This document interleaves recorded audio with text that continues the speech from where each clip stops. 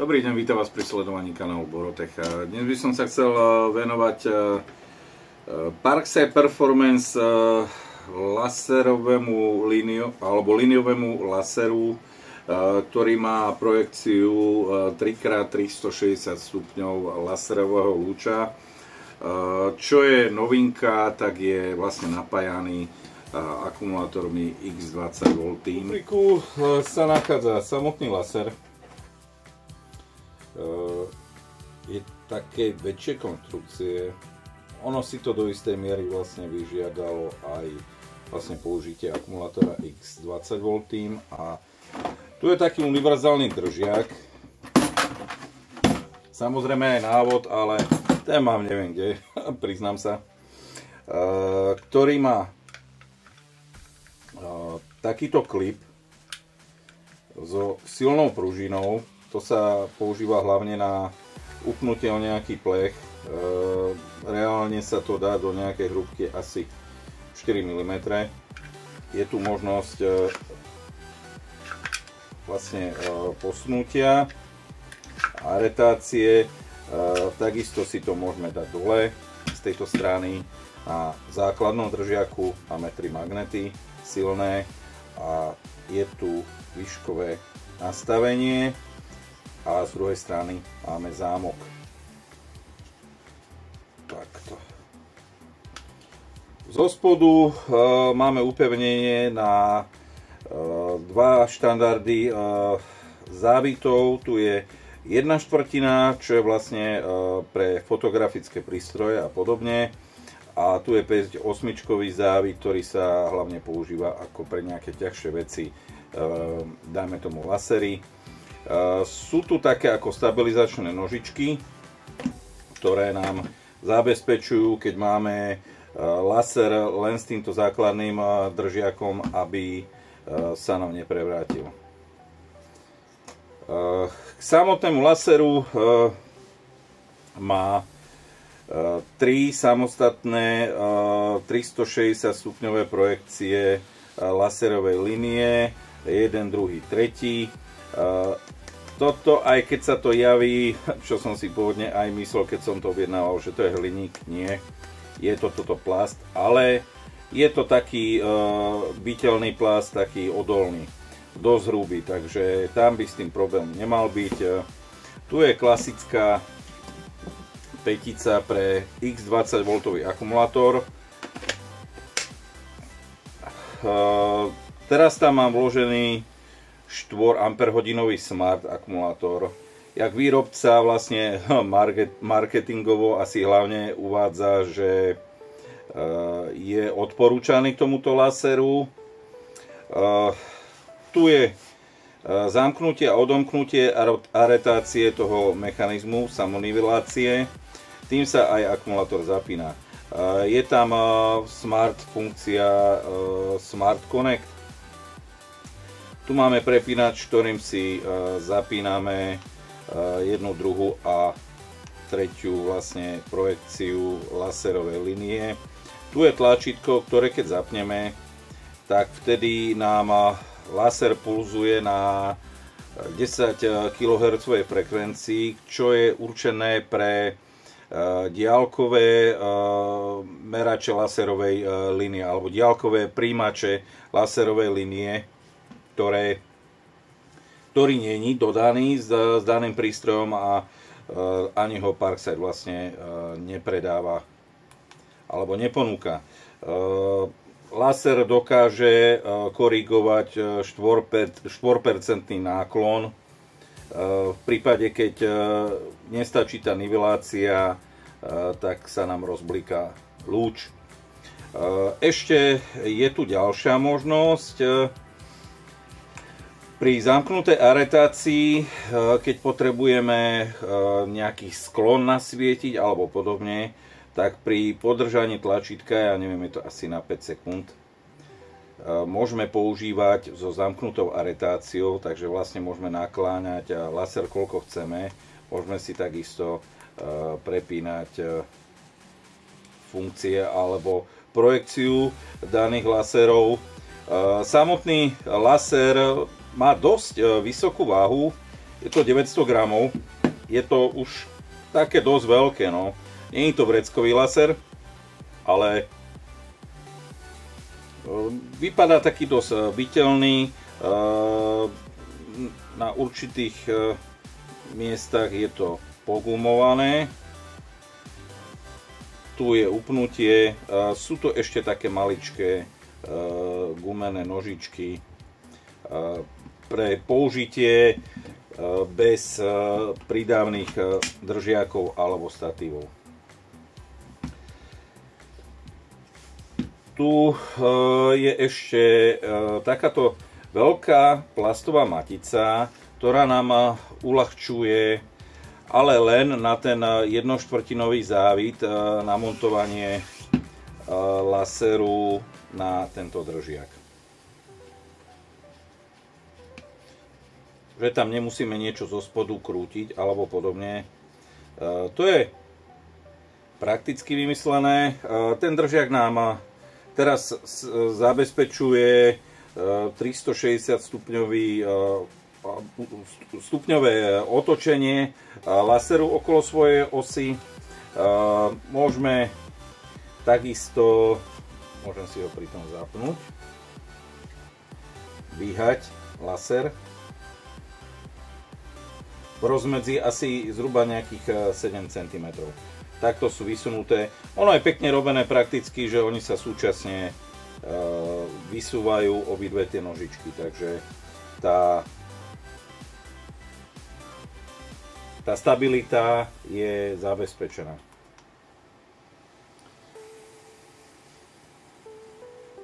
Plus ešte môžeme zaistiť v polohe, aby sa nám nezosunul svojvoľne alebo pri nejakej manipulácii, aby to zostalo zaistené. Tu som hovoril, sú 3 silné magnety. Na tejto náprotivnej časti alebo prídavnej časti tohto držiaku je taký silný plech prišrobovaný. Tam si treba dávať pozor na jednu vec, že takto zasuniem tie nožičky, aby sa nám nestalo toto. Na tie dva magnety to nám nebude stačiť, takže tamto musíme zasunúť. Tu sú také kolajničky a kde si to môžeme posunúť, takto je to na doraz. Není tu nejaká funkcia aretácie. Tu je akurát len odistenie, že si môžeme ešte zväčšiť to rozpätie. Tento kus sa nedá demontovať, že čo by mi dávalo vlastne zmysel k tejto rovine v pravom úhle. Tu je taký, povedzme to, nastaviteľný štipec so silnou pružinou, ktorý nám udrží ten láser v pohode upnutý. Ako som spomínal, váha laseru je zhruba okolo 900 gramov. So smart akumulátorom 4 Ah je to 1237 gramov. Čo už je pomerne dosť, keď bereme do úvahy jednu vec, že keď ho chceme používať s klasickým jednoduchým fotografickým statívom, tak tam už môže byť trošku problém, ktoré napríklad ako tento od Hami má len všetko plastové a on neviem, či je vôbec do 2 kg váhy. To je asi dosť, čo som povedal. Tak tam by s tým mohol byť problém. Ja tento laser používam s statívom od Extol Premium, ktorý je vlastne originál určený na upnutie laseru, ktorý má závit aj 1/4, ale je tam redukcia a kde je vlastne o hodne dlhší závit 5/8. Ten rozdiel vo veľkosti tých závitov je riadny. Tu vidíme, že aká je hĺbka toho 5/8 závitu. Preto radšej uprednostňujem ten väčší závit. Tu je vidieť aj gumené nožičky na tom prídavnom držiaku pre laser. Zobral som laser aj do práce, aby som ho vyskúšal tuto vlastne pri dennom svetle na tom sadrokartóne, vlastne aká je svietivosť, že tých 30 metrov, ktoré vlastne píše v návode dosah výrobca, tak tiež to treba brať podľa svetelných podmienok. Nechcem to povedať doslova, že s rezervou, ale teraz na tom telefóne sa to javí akože jasné svetlo. Ono v skutočnosti bolo zamračené.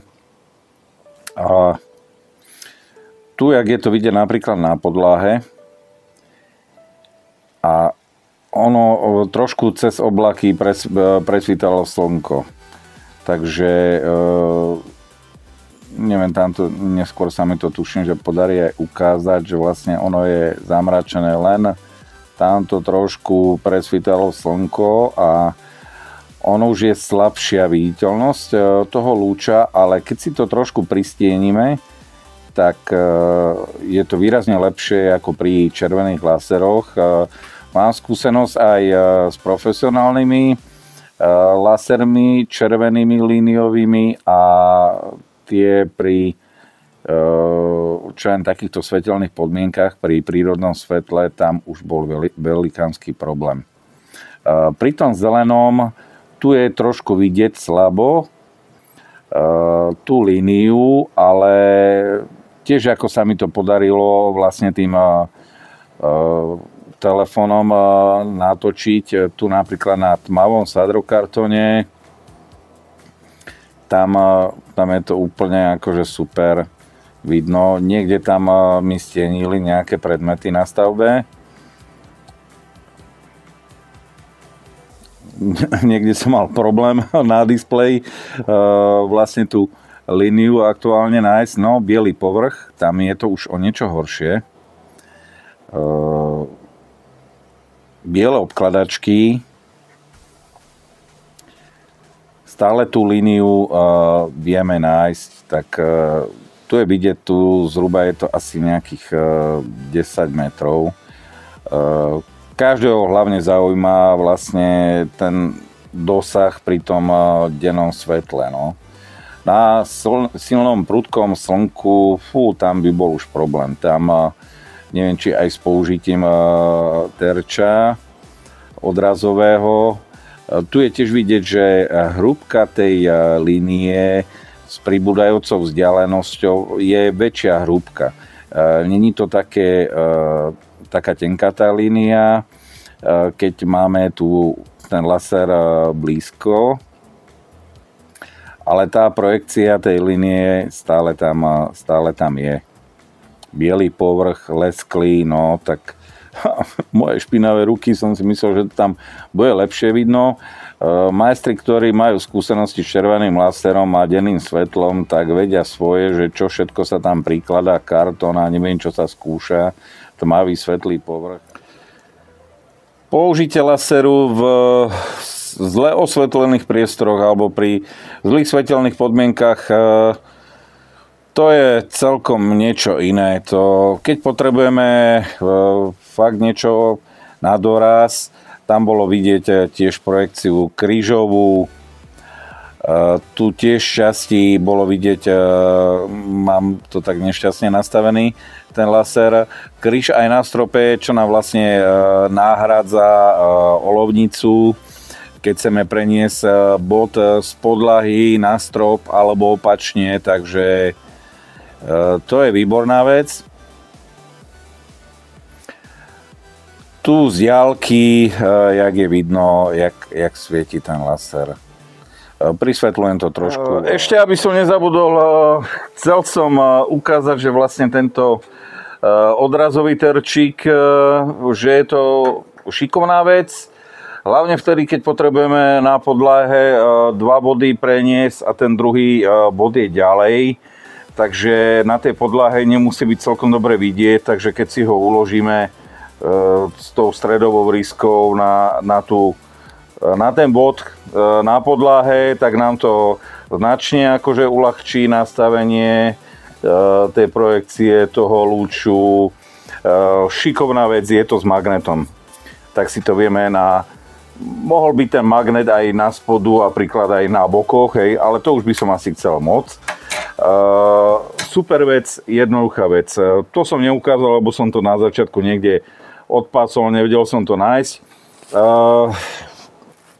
Ďalšia výhoda je, že máme tu 3 laserové projekcie 360 stupňové, takže môžeme si aj takto z boku 2 body prenášať výškovo.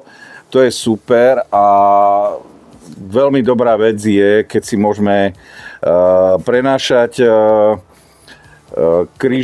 týmto krížom na podlahe, môžeme prenášať na strope, samozrejme. To už som hovoril, že nám to nahradí vlastne olovnicu, toto je taká malička decka.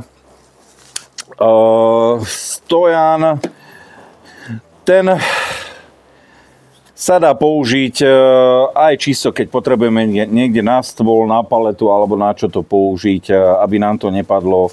Super. Ďalšia vec, je to už ťažké zariadenie. Len s baterkou ten laser 1250 gramov, to je dosť.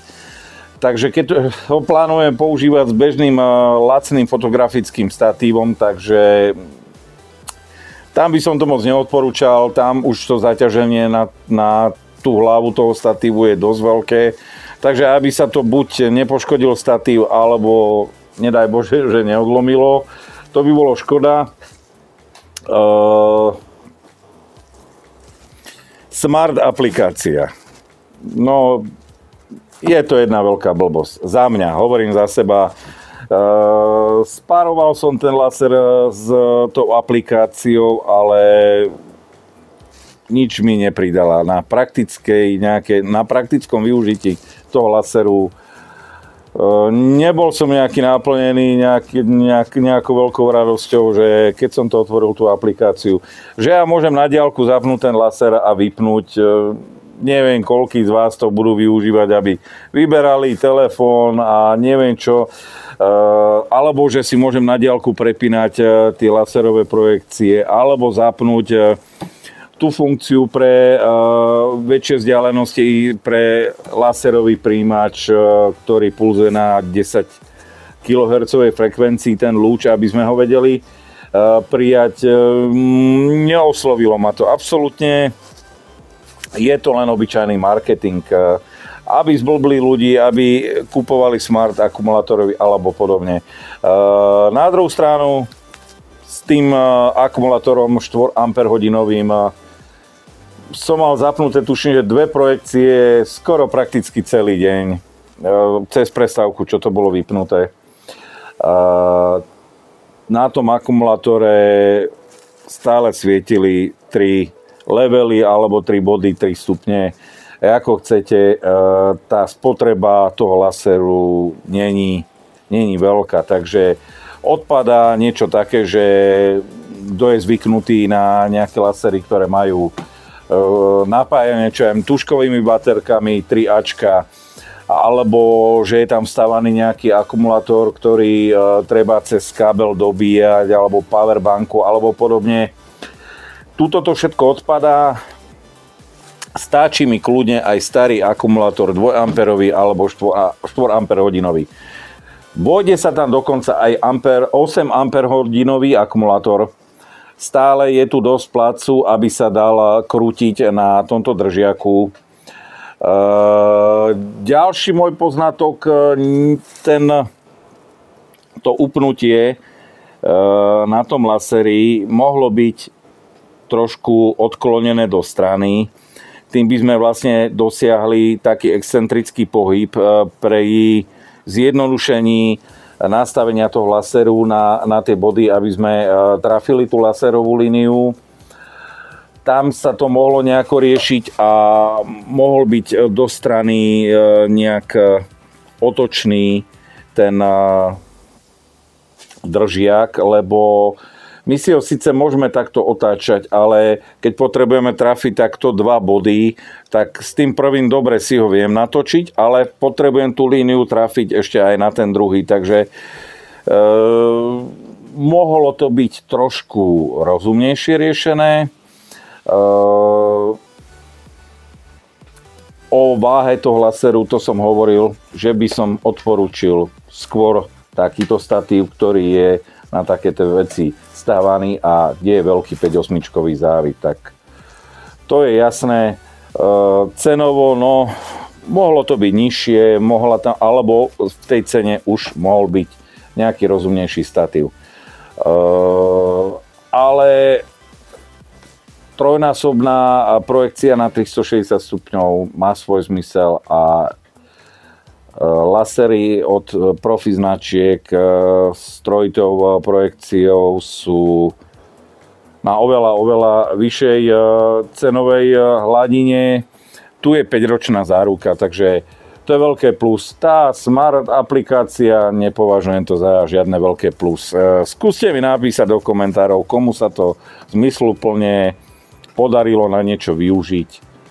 Lebo že ja potrebujem zapnúť laser, ale ten laser na diaľku nenastavím na nejakú líniu, na nejaké body, čo potrebujem nasvietiť. Za mňa je to zbytočnosť, len marketing. To je asi k tomuto laseru všetko. Ukázal som to vlastne aj pri dennom svetle a v noci, to je jasné, alebo pri slabších svetelných podmienkach. Pri umelom osvetlení je tá viditeľnosť tých laserových línií o hodne vyššia, ale stále má celkom dobrú viditeľnosť a vieme si poradiť aj pri slnečnom. Nemal som možnosť predsa len prišlo to len teraz, pri nejakom silnom slnečnom svetle to odskúšať, ale tam si trošku vieme aj s tým terčíkom poradiť, takže pre domáceho majstra super. Nehovorím, že ho musí si každý kupovať alebo podobné veci. Pre bežné záležitosti nám stačí krížový laser s prednou projekciou za 15 €, kde si vieme bohate vystačiť vo viacerých uplatneniach domácich, kde chceme nejakú poličku, skrinku, obrázok alebo čo ho zavesiť do nejakej línie s niečím, tak tá nám pôjde, stačí maličký laser na 2 tužkové baterky, ktorý si vopchám do vačku a ani neviem, že tam je. A toto už je také väčšie hovedo, no, ťažké, ale tak do istej miery to má svoje opodstatnenie, no. To je k tomuto laseru všetko. Na záver, nezabudnite podporiť môj kanál lajkom, odberom, zdieľaním, prípadne vám môžete podporiť finančne cez PayPal účet, ktorý pripojím dole do popisu pod video. Za sledovanie ďakujem a dovidenia.